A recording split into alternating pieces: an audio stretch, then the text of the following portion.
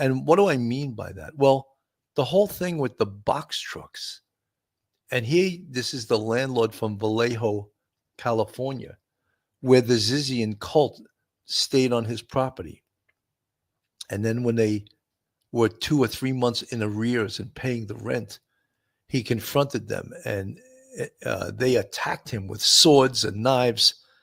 In fact, he was so hurt and so wounded, he lost his right eye, and he had other stab wounds about his body. So same MO, like this time in Maryland, in a remote area of Maryland, and there's 3 Zizians this time, right? 3 Zizians try to occupy the land of a would-be landlord. And the landlord right away gets raised up.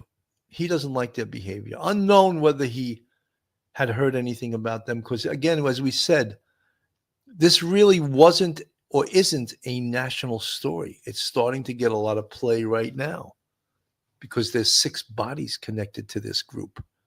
A bizarre group. Zizians, do they try to mask their identity? The Ziz Cult. And were they planning other crimes? What was their overall motive? They didn't seem to have any gainful employment. The one who was killed on January 20th in a shootout with the police, Felix Buchholz, he had worked the previous year. He was a mathematician, a brilliant mathematician who would pick stocks for a stock company on Wall Street. And for that, he was paid $500,000. So these were very, very intelligent people. They all seem to have had computer type backgrounds. And the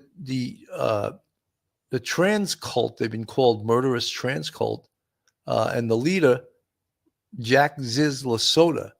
But the nuts and bolts of this whole case hasn't really been let out by the FBI. Like, what are they holding back?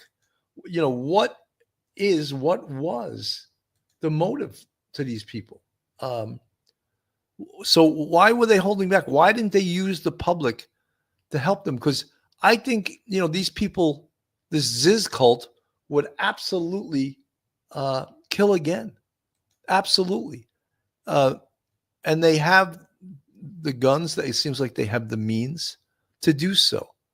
This is from ABC News. So, obviously they wouldn't have released Jack Lasota because first of all, he's a flight risk. And any judge that would hear that this flight risk also at one time tried to fake his own death, that shows you criminal liability and criminal intent.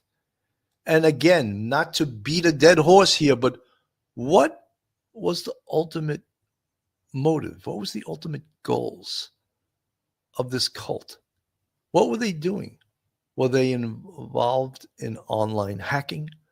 Were they involved in all types of nefarious criminal activity? We don't know, because the only ones I think that really know the deep nuts and bolts of this case is the FBI. But let's not forget the murder of the Zakos, the double murder of Richard and Rita Zako. Apparently they were quite affluent, and the person that would have inherited their estate would have been you see on the thumbnail, Michelle Jacqueline Zako, their daughter, who's part of this cult. And the guns traced to the Teresa Youngblood, who's being charged. This is bizarre too. In the shootout with the Border Patrol, and you see David Mayland on this thumbnail, who was the Border Patrol officer who lost his life. The gun that was used by Teresa Youngblood was traced back to Michelle Zako. So the cult is involved in violence and guns. Connect the dots, as we say all the time on this show. And when you connect the dots, it comes back to these people here. And you see Curtis Lind and the picture of him laying in his hospital bed. He lost his right eye over another individual who's part of this cult, who was just arrested I believe it was last week, and that is Maximilian Schneider. And he is the one who allegedly murdered Curtis Lind. And he was also the one who applied for a marriage license to marry Teresa Youngblood. So it's all very, very convoluted yet connected. Uh, Somehow connected. There is in this thumbnail here is Maximilian Schneider on the upper left next to Teresa Youngblood. So this whole cult is absolutely connected. But what do we really know about the investigation? What has the FBI released? And I'm not criticizing them, but perhaps their memo to law enforcement or a teletype message to law enforcement letting them know that this group was out there may have reached the police, and that may be why they were so raised up, hyper vigilant when they got the call about these people. So those are some of the things I wonder.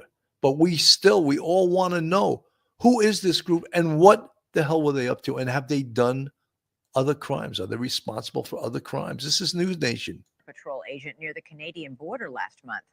Well, today, the alleged leader of that cult, a blogger known as Ziz, faced a judge in Maryland and was ordered held without bail. Prosecutors argue that Ziz, whose real name is Jack Lasota, is a flight risk and is a danger to public safety.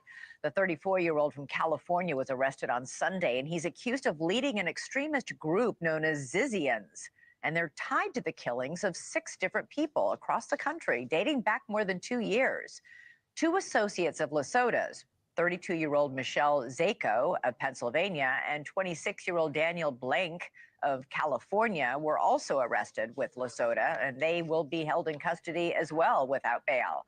The trio were busted in Maryland by someone who called police after they noticed a bunch of people living in white box trucks on private property. And even that bizarre note hardly scratches the surface. So let's bring in News Nation's senior national correspondent Brian Anton, who's been digging into the Zizians and spoke exclusively to a friend of one of the latest victims.